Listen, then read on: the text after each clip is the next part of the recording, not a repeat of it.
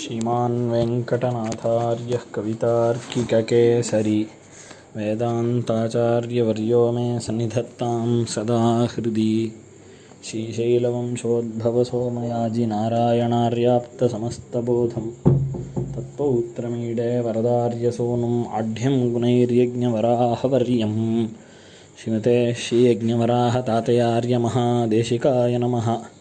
श्रीमते निगमान्तमहादेशिकाय नमः. சுவாமி திருக்குடந்தை தேசிகன் அருளிச் செய்த ஸ்ரீ தேசிக திவ்ய சஹஸ்ரநாமத்தை அனுபவிச்சுருக்கோம்.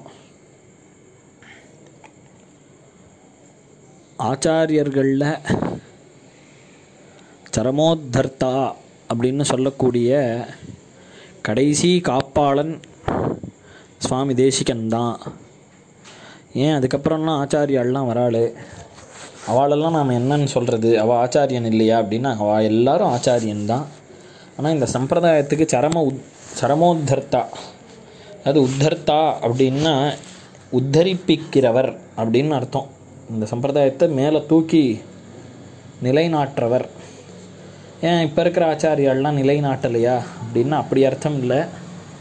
சுவாமி தேசிகன் பலவிதமான கிரந்தங்கள் அனுகிரகம் பண்ணி இந்த சம்பிரதாயத்துக்கு ஒரு கேடு ஏற்படாத அளவுக்கு இந்த சத்சம்பிரதாயத்துக்கு எல்லா விஷயம் என்னென்ன தேவையோ அத்தனை ரக்ஷைன்னா அந்த ஃபயர் வால் அப்படின்னு சொல்லணும். லௌகிகத்தில் சொல்லணும்னா இந்த ஃபயர் வாலை க்ரியேட் பண்ணி வச்சுட்டார் இந்த சம்பிரதாயத்துக்கு. அந்த ஸ்ரீசூக்திகளை வாசிச்சுட்டு இருந்தாலே நமக்கு காலம் போகும். நம்ம இனிமேல் நம்ம சம்பிரதாயத்தில் இருக்கிற ஆச்சாரியாலாம் புதுசாக ஒரு கிரந்தம் பண்ணி இந்த சம்பிரதாயத்தை காப்பாற்றணும் அப்படிங்கிற ஒரு விஷயமே இல்லாதபடிக்கு இந்த சம்பிரதாயத்தை வெல் ப்ரொடெக்டடாக சுவாமி தேசிகன் நமக்கு பண்ணி கொடுத்துருக்கார். அதனால தான் அவருக்கு சரமோத்தர்த்தா அப்படிங்கிறது அன்வர்த்தமாகும். அந்த தேசிக திவ்ய சஹஸ்ரநாமத்தில் நாம் பார்க்குறச்சே 31வது திருநாமா ஸ்ரீவத்ஸ சின்ன மிஸ்ரேந்து சூக்தி ஜோத்ஸ்னா சகோரகா அப்படிங்கிற திருநாமம். ஆச்சாரியாளுடைய விஷயங்களெல்லாம் சொல்லிட்டு வரோம். அதில் கடைசியாக குரத்தாழ்வானுடைய திருநாமாவை சொல்லி இந்த ஆச்சாரியாள் விஷயத்தில் சுவாமிக்கு எவ்வளோ பக்தி இருந்தது, ஆச்சாரிய பக்தி எப்படி இருந்தது ஆச்சாரிய பிராச்சாரியாள் இடத்துல அப்படிங்கிறத காண்பிக்கிறார். அதில் ஸ்ரீவத்ஸ சின்ஹர் ஸ்ரீவத்சாங்கர் அப்படின்னு சுவாமி கூரத்தாழ்வானுக்கு திருநாமம். இந்த திருநாமா அர்த்தம் ஸ்ரீவத்ஸ சின்ன மிஸ்ரேந்து சூக்தி ஜோத்ஸ்னா சகோரகா. ஸ்ரீவத்ஸ சின்னர் அப்படின்ற கூரத்தாழ்வான் என்கிற சந்திரனின் ஸ்ரீசூக்தி கிரணங்களை பருகி வாழக்கூடிய சக்கோர பட்சியாகிறவர் சுவாமி தேசிகன் அப்படின்னு சாதிக்கிறார். அப்போது இதுலேருந்து என்ன தெரியறது நமக்கு அப்படின்னா, சுவாமி தேசிகன் ஒரு சக்கோர பட்சி மாதிரி அப்படின்னு தெரியறது. இந்த சக்கோர பட்சியோட சுபாவம் என்னென்னா, இந்த நிலாலேருந்து வரக்கூடிய அந்த கிரணங்களையே சாப்பிட்டு வாழும் அப்படின்னு சொல்லுவாள். நிலாவோடைய ஒளி, அந்த ஒளியை மாத்திரமே சாப்பிட்டுண்டு ஜீவனம் பண்ணும் இந்த சக்கோர பட்சி. அந்த மாதிரி சுவாமி தேசிகன் கூரத்தாழ்வான் அப்படிங்கிற ஒரு நிலா, அந்த நிலாலேருந்து வரக்கூடிய கிரணங்கள் தான் கூரத்தாழ்வானுடைய ஸ்ரீசூக்திகள். என்னென்ன ஸ்ரீசூக்திகள்? பஞ்சஸ்தவம் முதலிய ஸ்தோத்திரங்கள். அந்த அர்த்தத்தையே, அந்த ஸ்லோகத்தையும் ஸ்லோகார்த்தத்தையும் அனுபவிச்சுண்டு அப்படியே இருக்கக்கூடியவர் சுவாமி தேசிகன். அதனால தான் பிரத்யாதி பயங்கரம் அண்ணன் ஸ்லோகம் சாதிக்கிறச்சே, எஸ் சம்ஸ்கிருத கவிதாயாம் பிரௌಢமன்வேதி கூரநாத சுதம். கூரநாதர் அப்படின்னு சொல்லக்கூடிய கூரத்தாழ்வான் என்ன, தத் சுதம், அதாவது கூரத்தாழ்வானுடைய திருக்குமாரரான சுவாமி பட்டர் அவருடைய ஸ்ரீசூக்தியை ஒத்து சுவாமி தேசிகனுடைய சம்ஸ்கிருத கவிதைகள் இருக்கும் அப்படின்னு சாதித்தார். அதில் அப்படின்னா என்ன அர்த்தம்னா, சுவாமி தேசிகன் தன்னுடைய ஸ்தோத்திரங்கள்லாம் எப்படி அமைச்சிருக்கார் அப்படின்னா, ஒன்று கூரத்தாழ்வானுடைய ஸ்ரீசூக்திகளையோ இல்லை பட்டருடைய ஸ்ரீசூக்திகளையோ அனுசரித்து தன்னுடைய ஸ்ரீசூக்திகளை அமைச்சார் அப்படிங்கிறது தெரியறது. அந்த அர்த்தங்களை வச்சுட்டே சுவாமி பல கிரந்தங்கள் சாதிச்சிருக்கார். பட்டருடைய பஞ்சஸ்தவத்தை பல இடத்துல மேற்கோள் காண்பித்து கிரந்தங்கள் அனுகிரகிச்சிருக்கார்ன்றது தெரியறது. இதுலேருந்து கூரத்தாழ்வான் திருடிகளில் சுவாமி தேசிகனுக்கு என்ன பக்தி இருந்தது அப்படிங்கிறது இந்த திருநாமால தெரியறது. ஸ்ரீவத்ஸ சின்ன மிஸ்ரேந்து சூக்தி ஜோத்ஸ்னா சகோரகா. 32வது திருநாமா ஏகாந்தவாசரசிகா. ஏகாந்தவாசரசிகா இந்த திருநாமாக்கு பொதுவாகவே அர்த்தம் நமக்கு தெரியறது. ஏகாந்தமாக சுவாமி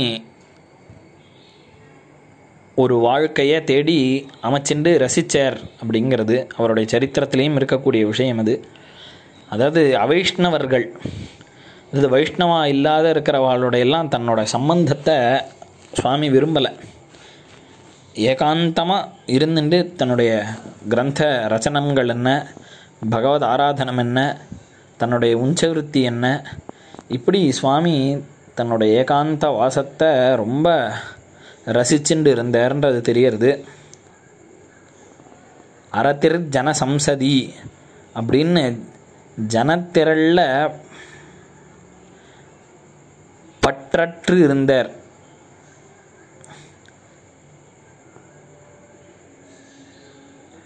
சுவாமியும் விபரீத ஜனசம்சர்க்கம் ஏகாந்தவாச பரிஹாரியம் அப்படின்னு சாதிச்சார். இந்த விபரீத ஜனங்களோடலாம் இருந்தான்னா என்ன ஆகும் அப்படின்னா அவளுடைய புத்தி நமக்கு வந்துடும். சம்சர்கஜா தோஷகுணா பவந்தி அப்படின்னு ஸ்லோகம். நம்முடைய சம்சர்க்கத்தினால தான் தோஷமும் வரும் குணமும் வரும். அதில் பிராயசா குணம் வராது பெருசாக. ஏன்னா நல்லவாளை பார்த்து நாம் அவளை மாதிரியே நம்மளுடைய அனுஷ்டானத்தெல்லாம் கொண்டு வரணும் அப்படின்னா அதுக்கு நாள் ரொம்ப ஆகும். இதே கெட்ட பழக்கமாக இருந்தால் க்ஷணத்தில் வந்துடும். அதனால் துசங்கம், விபரீத ஜனசம்சர்க்கம் இதெல்லாம் இருந்துடுத்துன்னா நம்மளுக்கு ரொம்ப சிரமம். அவள்கிட்டேருந்து அவளுடைய துராச்சாரங்கள் உடனே நமக்கு வந்துடும். ஏன்னா கெட்டு போகிற விஷயம் சட்டுன்னு ஆகிடும். திருந்துறது ரொம்ப நாழி ஆகும். திருந்துறதுக்கு பல ஆயிரம் வருஷங்கள்லாம் தபஸ் பண்ணான்னு ரிஷிகளுடைய சரித்திரத்துலேருந்து நாம் தெரிஞ்சுக்கிறோம். ஆனால் ஒரு க்ஷணத்தில் அவள் மோகிச்சு போயிடுவா, காமத்துக்கோ குரோதத்துக்கோன்றத சரித்திரங்களில் பார்க்குறோம் நம்ம. அதனால் சுவாமி தேசிகன் என்றைக்குமே இந்த ஜனசம்சதி, அதாவது ஜனக்கூட்டம் அதில் இருக்கணும்னு விருப்பமே படலை. ஏகாந்தமாக தன்னுடைய அனுஷ்டானங்களுக்கெல்லாம் பாதகம் இல்லாத பகவத் கைங்கரியம் பண்ணிண்டு கிரந்த ரச்சனங்கள் பண்ணிண்டு காலக்ஷேபங்கள் சாதிச்சுண்டு எம்பெருமானாருடைய ஆக்ஞை, அதாவது கட்டளை என்ன, முதல் கட்டளை ஸ்ரீபாஷ்யத்தை வாசித்து பிரவர்த்திப்பித்தல் அப்படின்னு சொல்லக்கூடியதான உத்தமோத்தமமான கைங்கரியத்தை சுவாமி தேசிகன் மாத்திரம்தான் பலபடியாக பண்ணாருன்றதை சொல்லிக்கிறதுல நாமெல்லாம் பெருமைப்பட்டுக்கணும். இந்த சம்பிரதாயத்தில் வந்திருக்கோம். சில பேருக்கு ஸ்ரீபாஷ்யம்னாலே அதெல்லாம் கூடாது, பாஷ்யந்து பரரஞ்சனம் அப்படின்னு சொல்கிறா சில பேர். அதெல்லாம் பாஷ்யமெல்லாம் இன்னொருத்தரை இது பண்ணுறதுக்காக பண்ணதே தவிர நம்ம அதெல்லாம் வாசிக்கக்கூடாது அப்படின்னு சொல்லிட்டு திரியறவா சில பேர் இருக்கா. ஆனால் சுவாமி தேசிக சம்பிரதாயஸ்தர்கள்லாம் ஸ்ரீபாஷ்யத்தை அவ்வளோ ஆதரவு பண்ணிட்டு காலக்ஷேபங்கள் சொல்லிட்டு சுவாமியோடைய வைகரியே இந்த ஏகாந்த வாசத்தினால ஏற்பட்ட ஒரு விஷயம். அதெல்லாம் ஏகாந்தமாக இருந்தால் தான் இந்த மாதிரி விஷயங்கள்லாம் பண்ண முடியும். அந்த சமயத்துலேயும் சுவாமி பல திவ்தேசங்களில் கைங்கரியம் பண்ணியிருக்காருன்றதும் தெரியறது. அது மாத்திரம் இல்லாத ஏகாந்தமாக திருவஹீந்திரபுரத்தில் எழுதிருந்தார் சுவாமி. அஜாத்த ஜன சம்பாதே அப்படின்னு ஒரு ஸ்லோகமே உண்டு.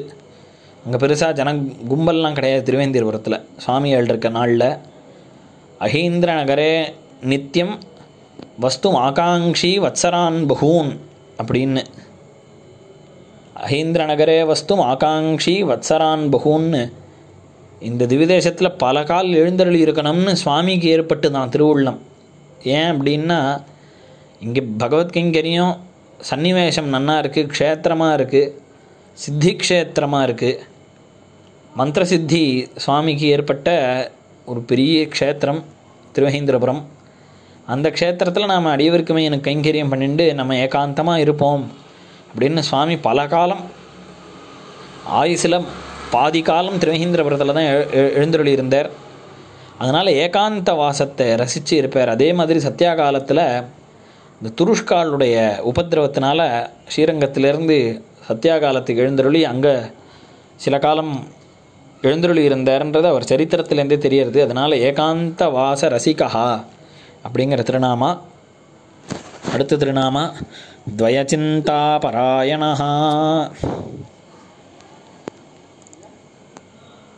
மந்திரங்களுக்குள்ளே சிரேஷ்டதமமான மந்திரம் துவயமந்திரம். அந்த மந்திரத்தையே துவய சிந்தனையிலேயே சுவாமி தனக்கு புருஷார்த்தமாக நினச்சிண்டு அதை அனுசந்திச்சுட்டு இருந்தார்ன்றது இந்த திருநாமாலேருந்து தெரியறது.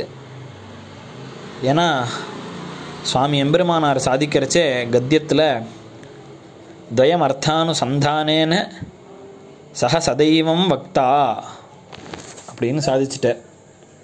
அப்படின்னா துவயத்தை அர்த்தானுசந்தானத்துடன் எப்போதும் சொல்லணும், ஜபம் பண்ணணும் அப்படின்னு சுவாமி பாஷ்யக்காரர் நமக்கெல்லாம் நியமிச்சிருக்கார்.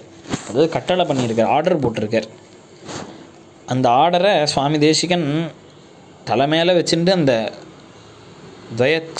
துவயத்தை பாராயணம் பண்ணாருன்றது இந்த திருநாமால தெரியறது. துவய சிந்தனையே தனக்கு உபாயமாக கொண்டார் அப்படின்னு சொல்லலாம். அதுவே மோக்ஷஹேத்து. துவயத்தை நாம் சதா சர்வ காலமும் ஜபிச்சுன்னு இருந்தோம்னா அதுவே நம்மளை ஒரு சதாச்சாரியன் பக்கலில் பூட்டி பரசமர்ப்பணம் பண்ணிக்க வச்சு, அதாவது சரணாகதி பண்ணிக்க வச்சு நமக்கு மோட்சத்தை பெற்றுக் கொடுக்கும் அப்படிங்கிறதுல சந்தேகமே கிடையாது. பிரத்யூஷதாம் பஜதி சம்சதி காலராத்திரேகே பத்மாசகாய சரணாகதி மந்திரயேஷா அப்படின்னு ஸ்ரீமத் ரகசியத்திரே சாரத்தில் சாதிக்கிறார். அது மாத்திரமில்லாத உலகத்திலே சிறந்தது என்னன்றதை சுவாமி லிஸ்ட்டு போடுறார். என்னென்ன எது இதில் பெருசு, இதுதான் அட்மோஸ்ட், இதுதான் இருக்கிறதுலே பெஸ்டஸ்ட் அப்படின்னு இன்னும் சூப்பர்லேட்டிவ் ஜாஸ்தி பண்ணி கூட சொல்லலாம். இதுக்கு மேலே ஒன்று கிடையாது அப்படின்னு சொல்கிறத துவயாதிகாரத்தில் சுவாமி தேசிகன் பட்டியலிடுறார். அதில் ந மதுமதனாத் தத்துவம் அதிகம், அது மதுமதனன்னு சொல்லக்கூடிய லக்ஷ்மி ஹயக்ரீவன் இருக்கானே அவனை காட்டிலும் வசத்தியான தத்துவம் இந்த உலகத்தில் வேறு எதுவுமே கிடையாது அப்படின்னார். அப்படி ஒன்று லிஸ்ட்டு போட்டுட்டே இருக்கார். ந தத் பக்தா தீர்த்தம், அவளுடைய ஸ்ரீவைஷ்ணவ ததியாளாக இருக்காளே அடியார்கள், ஸ்ரீவைஷ்ணவ தாசாள், அவளை காட்டிலும் வசத்தியான தீர்த்தம் எதுவுமே கிடையாது.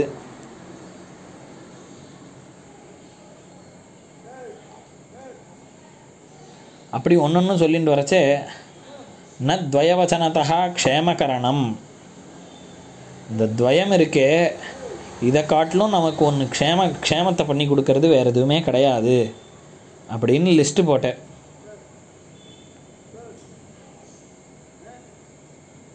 இந்த துவயமானது அவ்வளோ க்ஷேமத்தை நமக்கு கொடுக்கக்கூடியது அப்படிங்கிறது ந துவய வச்சனதா க்ஷேமகரணம். அது துவயத்தை காட்டிலும் நமக்கு எதுனாலையும் க்ஷேமம் ஏற்படாது அப்படின்னு சாதிக்கிறார்.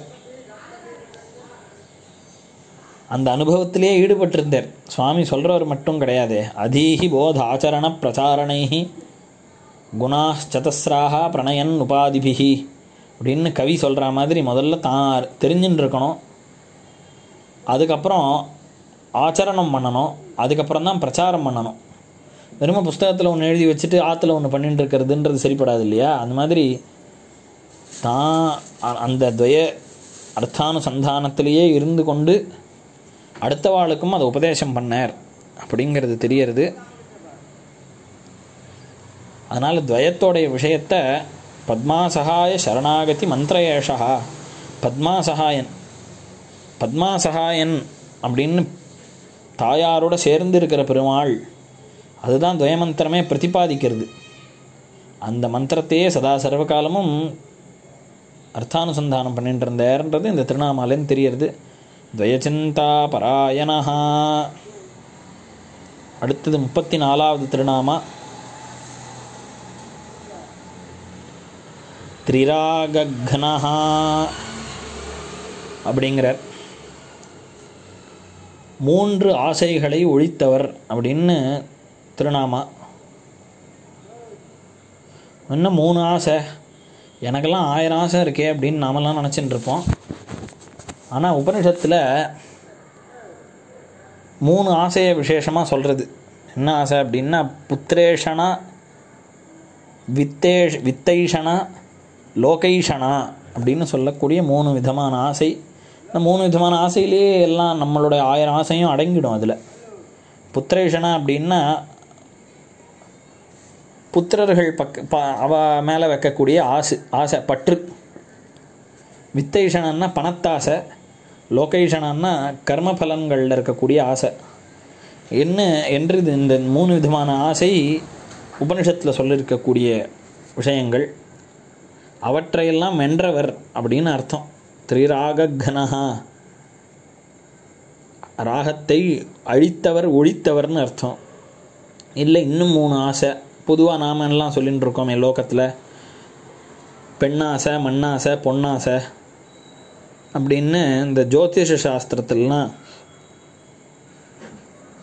சொல்கிற இந்த 3 விஷயம் லோகத்துலேயும் நாம் சொல்லிகிட்டு இருக்கோம். இந்த 3 ஆசையும் சுவாமிக்கு கிடையாதுன்றது இந்த ராமன் கிட்ட இருக்கக்கூடிய குணங்கள்லாம் சுவாமிக்கு அப்படியே உண்டு, அன்வர்த்தமாகும். ராமன் காட்டுக்கு போயிட்டார் அப்படிங்கிறதெல்லாம் தெரிஞ்சு பரதன் கைகேயியை பார்க்க வரார். அவருக்கு தெரியாத விஷயம், இனிமேல் தான் கைகேயி தான் சொல்ல போகிறா. அப்போ சொல்கிறச்சே அப்பா பரமிச்சிட்டார்னோடனேவே பரதனுக்கு தாழலை. ஒரு விருட்சத்தை வேரோடு அறுத்தா எப்படி இருக்குமோ அந்த மாதிரி கீழே விழுந்தார்னு. அதுக்கப்புறம் ராமன் காட்டுக்கு போயிட்டாருன்னு தெரிஞ்ச உடனே இன்னும் தாழலை அவருக்கு. விரணத்து மேலே ஊசியை வச்சு குத்தினா எப்படி இருக்குமோ அந்த மாதிரி இருந்து தான். அப்போது பரதன் கேட்டான, காட்டுக்கு போகிறாருன்னா காட்டுக்கு தள்ளுற அளவுக்கு எங்கள் அண்ணா என்ன பாப்பம் பண்ணார்? பாப்பம் ஆனால் அந்த நாள்லாம் பாப்பம் பண்ணாதான் காட்டுக்கு அனுப்புவா. பெரிய பாப்பமெல்லாம் பண்ணான். இவர் என்ன பாப்பம் பண்ணார் அப்படின்னு கேட்டால், பெரிய பாப்பம் என்னென்னா பிராமணருடைய பைசாவெல்லாம் திருடிட்டா காட்டுக்கு அனுப்பிச்சிருவா. இல்லை ஸ்திரீகள் விஷயத்தில் கண்ணா பின்னான் இருந்தால் காட்டுக்கு அனுப்பிச்சிருவா. அப்போது இதெல்லாம் அண்ணா பண்ண மாட்டாரே, அந்த மாதிரியா எதானே அப்படின்னு பரதன் கேட்குறச்சே கைகேயி சொல்கிறா, சாச்சா ராமன் போய் பிராமணரோட தனத்தெல்லாம் எடுத்துப்பாரா? அது மாத்திரம் இல்லாத நராம பரதாராம்ச்ச சக்ஷுர்பியாம் அபி பஷ்யதி, பரதாரங்களை ராமன் கண்ணால் கூட பார்க்க மாட்டான் அப்படின்னு வார்த்தை. அதெல்லாம் சுவாமி தேசிகனுக்கு, அதாவது திரேதாயுகத்தில் ஒரு ராமன், கலியுகத்தில் ஒரு தேசிகன், 2 அவதாரமும் கிரகஸ்த தர்மத்தை பரிபாலனம் பண்ணுறதுக்காகவே ஏற்பட்ட அவதாரங்கள். அதில் ராமனை சொல்கிறச்சே அவனுக்கு பெண்ணாசை கிடையாது. அதே தான் சுவாமி தேசிகனுக்கும் இந்த பெண்ணாசை, மண்ணாசை, பொன்னாசை எதுவுமே கிடையாது. இந்த தங்கம் கூட ஒரு தடவை சுவாமி தேசிகனுக்கு பிக்ஷையில் யாரோ கலந்து கொடுத்துட்டா. சிஷ்யாள் தான் சுவாமி மேலே இருக்கக்கூடிய ஒரு பரிவுனால, ஐயோ சுவாமி இப்படி உஞ்சவருத்திலாம் பண்ண வேண்டாமே அவருடைய வைபவத்துக்கு அப்படின்னு சொல்லி தங்கத்தை அந்த பிட்சையுடைய அமுந்திரியில் கலந்து கொடுத்துட்டா. அதை சுவாமி தொடக்கூட இல்லாத பவித்திரத்தாலேயே தள்ளினர், தர்ப்பத்தினாலேயே. அப்பேற்பட்ட ஒரு வைராகிய நிதி சுவாமி. அதை தான் சுவாமி தேசிகனுடைய திருக்குமாரர் சொல்கிறச்சே, க்யாதிலாப பூஜாசு விமுகா அப்படின்னு மங்களத்தில் சாதித்தார். க்யாதி, லாபம், பூஜா இந்த 3ஐயும் தவிர்த்தார் தேசிகன்.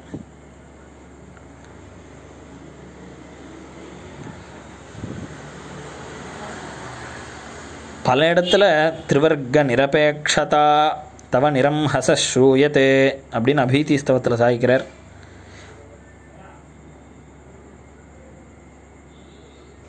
தர்மார்த்த காமங்கள்லாம் ஆசையை விட்டவர், மோட்சம் ஒன்றுலேயே நோக்கு சுவாமிக்கு அப்படின்னு எடுத்துக்கலாம் இந்த திருநாமாக்கு அர்த்தம். இந்த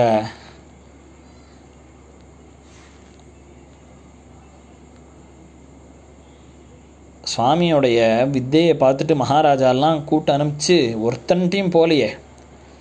இந்த மண்ணாசை பொன்னாசையெல்லாம் இருந்திருந்ததுன்னா எப்போ போயிருப்பா. எத்தனையோ சித்தாந்த தார்சனிகர்கள்லாம் மகாராஜாவுக்கு கீழே இருந்தா அவளை போய் இந்திரன் சந்திரன்னு பாடணும். அதெல்லாம் சுவாமி பாடுவாரன்னா சுவாமியோடைய விஷயமே வேறு. பெருமாள் பூர்வாச்சாரியாலை தவிர ஒருத்தரை பாடமாட்டார். அவ்வளோ வைராக்கியம். அதனால தான் ஞான வைராக்கிய பூஷணம்னு சொல்கிறோமே, நாமெல்லாம் கொண்டாடுறோமே. அதெல்லாம் இன்றைக்கி சுவாமி ஏற்படுத்தின ஒரு விஷயம், நடந்து காமிச்ச ஒரு விஷயம். அதனால் அவருக்கு இந்த ஆசைகள்லாம் கிடையாது அப்படிங்கிறது இந்த திருநாமாலேன்னு தெரியறது. திரிராக கனஹா. அடுத்த திருநாமா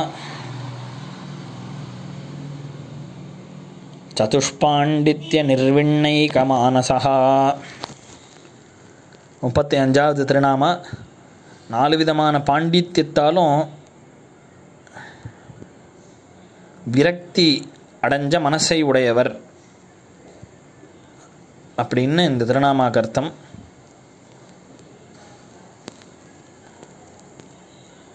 அதாவது 4 விதமான பாண்டித்யம் என்ன அப்படின்னா,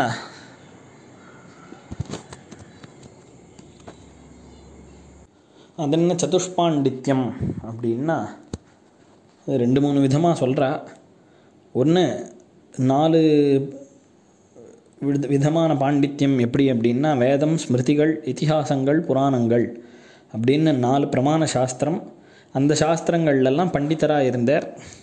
அதனால் சம்சாரத்தில் ஒரு விரக்தி சுவாமிக்கு வந்தது அப்படிங்கிறது சதுஷ்பாண்டித்யத்துக்கு இது ஒரு அர்த்தம். இல்லை அப்படின்னா மகாபாஷ்யத்தினுடைய அடிப்படையில் பார்த்தா அதான் அதீதி போத ஆச்சரண பிரச்சாரணைகின்னு முன்னாடி சொன்னேனோ இல்லையோ, அந்த ஸ்லோகத்தின்படி முதல்ல வித்தையை வாசிக்கிறது, அப்புறம் அதை அறிந்து உணர்றது, அதுக்கப்புறம் அதன்படி அனுஷ்டானம், அதை பிரச்சாரம் பண்ணுறது. இந்த 4 சதுஷ்பாண்டித்யம், இதுதான் சதுஷ்பாண்டித்யம். இந்த நிலைமைக்கு சுவாமி வந்ததுக்கப்புறமும் அதை வெளில காண்பிச்சுக்காம, அதாவது பாண்டித்யம் இருந்த போதும் அவர் பண்டிதர் அப்படின்னு லோக பிரசித்தியாக ஏற்பட்ட போதும் பாண்டித்யம் நிர்வித்ய பால்யேன திஷ்டாசேத் அப்படின்னு வேதம் சொல்கிறது. எல்லாம் நல்ல வித்தையெல்லாம் வாசிச்சுட்டு குழந்தை மாதிரி நடந்துக்கோன்னா உனக்கு ஒன்றும் தெரியாதவன் மாதிரி நடந்துக்கோ அப்படின்னு சொல்கிறது. அதே மாதிரி சுவாமி தேசிகன் இருந்தார். அது ஒரு சரித்திரத்துலேயும் தெரியறது. எப்படி அப்படின்னா, ஸ்ரீரங்கத்தில் சுவாமிகள் இருக்கிறச்சே ஒரு வைஷ்ணவர் நீரின் மேல் இந்த கவிதார்க்கிக சிம்ஹம் இந்த பட்டமெல்லாம் போட்டுக்கூடாது, உனக்கு அது எப்படி பொருந்தும் அப்படின்லாம் கேட்ட உடனே சுவாமி சரி அப்படின்னா நான் போட்டுக்கல இனிமேல். ஏன்னா சுவாமி வினீதர், பாகவதாள்கிட்ட அபச்சாரப்படக்கூடாதுன்றதுக்காகவே இந்த வம்புக்கெல்லாம் போகமாட்டார். அப்படி ஒதுங்கி இருந்துருவார். எனக்கு வேண்டாம், நான் இனிமேல் போட்டுக்கல அப்படின்னார். அப்புறம் கூட இருந்த சிஷ்யாள்லாம் சொன்னால், இல்லை இது தேவநாதன் அனுகிரகம் பண்ண விருதம், அதை அப்படி இது பண்ணக்கூடாது அப்படின்னு சொன்னோடனே அப்புறம் தான் அந்த பாதுகா சாஸ்திரங்கள்லாம் பண்ணார்ன்றது தெரியுறது. அதனால் சுவாமிக்கு விருதுகள்னாலெல்லாம் கர்வம் ஏற்படலை. அவர் அந்த 4 பாண்டித்யத்தினாலையும் வைராக்கியத்தை ஏற்படுத்திண்டு இருந்தாருன்றது தெரியுறது. ஏன்னா வைராக்கிய பஞ்சகமே ஒரு பெரிய உதாரணம். ஏன்னா சுவாமி இந்த ராஜகுருவாக இருங்கோ அப்படின்னு சொன்னால், ராஜகுருவாக இருந்தால் என்ன பல்லக்கில் போகலாம் வரலாம், எல்லாத்துலேயும் கன்செஷன் உண்டு, நம்ம ஏதாவது செலவு பண்ணாலும் ரீஎம்பர்ஸ்மெண்ட் பண்ணிக்கலாம், எத்தனை சலுகைகள் உண்டோ அத்தனை சலுகைகளும் உண்டு ராஜகுருவாக இருக்கிறச்சே. சம்பளத்துக்கு சம்பளம் வரும், செலவுன்றது ஒன்றுமே கிடையாது. ஆனால் அவனை இந்திரன் சந்திரன்னு ஸ்தோத்திரங்கள்லாம் பண்ணணும். சுவாமி அதெல்லாம் பண்ண வேண்டாம், வெறும தன்னுடைய சபைக்கு உட்காந்துக்கலாம், போரும் அதுவே எங்களுக்கு பெரிய பாக்கியம்னு சொல்லியிருந்த ராஜாக்கள்லாம் உண்டு. விஜயநகர காலத்தில் விஜயநகர சாம்ராஜ்யத்தில் இருந்த ராஜாக்கள்லாம் அத்தனை பேர் சுவாமி வெறுமை வந்து இருந்தாலே போரும் சபைக்கு, அதுவே பெரிய சோபை, அதுவே பெரிய அலங்காரம் அப்படின்லாம் சொன்னான். என்ன சொன்னாலும் அது பெருமாளை தவிர வேறு யார்கிட்டையும் யாச்சிக்கிறது இல்லை அப்படிங்கிற ஒரு வருத்தத்தில் இருக்கிறதுனால அவள்லாம் க்ஷோணீகோண சதாம்ச பாலன கலா துர்வார கர்வானல க்ஷுப்யத் க்ஷுத்ர நரேந்திர சாட்டு ரச்சனா தன்யான்ன மன்யாமஹே. என்ன ஒரு ஆச்சரியமாக இந்த ஸ்லோகத்துக்கெல்லாம் அக்ஷரத்துக்கு ₹1,00,000 கொடுக்க வேண்டாமா சுவாமிக்கு நாம்போ? ஏன்னா க்ஷோணீகோண சதாம்ச 100ல் ஒரு அம்சம், 100ல் ஒரு பங்கு கூட இவாள்லாம் ஆளலை. இந்த ராஜாக்கள்னுலாம் இருக்காளே அவள்லாம் சதாம்ச பாலன கலா துர்வார கர்வானல க்ஷுத்ர க்ஷுப்யத். இவாள்லாம் க்ஷுத்ரம். ஏதோ எத்தனையோ பிரம்மாண்டங்கள் இருக்குது, எத்தனையோ பிளானட்ஸ் இருக்குது, எத்தனையோ இது இருக்குது. இதில் இவன் ஏதோ தவுளோண்டு ஒரு பகுதியை ஆண்டுட்டு இவன்லாம் ராஜாங்கிறானே, இவனை போய் சாட்டு ரச்சனா தன்யான்ன மன்யாமஹே. இதெல்லாம் நாங்கள் பெருசாக இந்த மாதிரி ராஜாக்களை பாடுறோன்றதில் போய் நான்லாம் பெரிய விஷயம்னு நினச்சிப்பேனா அப்படின்னு சாய்க்கிறாரே வைராகிய பஞ்சகத்தில். தேவம் சேவித்தும் பெருமாள் தேவாதி தேவன் இருக்கானே தேவப்பெருமாள், அவனை ஸ்தோத்திரம் பண்ணுறது தான் எங்களுக்கு வசதி. அவன்தான் சர்வேஸ்வரன் சர்வலோகேஸ்வரன். இவாள்லாம் அந்த லோகத்திலே ஏதோ ஒரு சின்ன ஏரியாவை தான் ஆண்டுன்னு இருக்கா. அப்படி இருக்கிறச்சே இவாளை போய் பண்ணுவானா சகல லோகேஸ்வரன், 14 லோகங்கள் அதிபதி, எத்தனை பிரம்மாண்டங்கள் இருக்கோ பிரம்மாண்ட நாயகனாக இருக்கக்கூடியவன் சர்வேஸ்வரன், அவனை விட்டுட்டு இவாளெல்லாம் அர்ச்சிப்போமான்னு வைராக்கிய பஞ்சகம் சாதிச்சாரே அந்த சுவாமி தேசிகன். ஞான வைராக்கிய பூஷணம்னு அந்த டைட்டில் சுவாமிக்கு எந்தெந்த டைட்டிலுமே சோட போகாது. அது கொடுத்தா அது வேறு அடுத்த வாளுக்கு கொடுக்கறதுக்கு இல்லை அப்படின்ற மாதிரி தனக்கே அசாதாரணமாக இருக்கக்கூடிய ஒரு பிருதங்கள். அதனால் இந்த வைராக்கியத்துக்கு இந்த சதுஷ்பாண்டித்யத்தினால தனக்கு வைராக்கியம் ஏற்பட்டது. அந்த வைராக்கியத்தோடு சுவாமி எழுந்திருந்தார் அப்படிங்கிறது இந்த திருநாமால தெரியறது.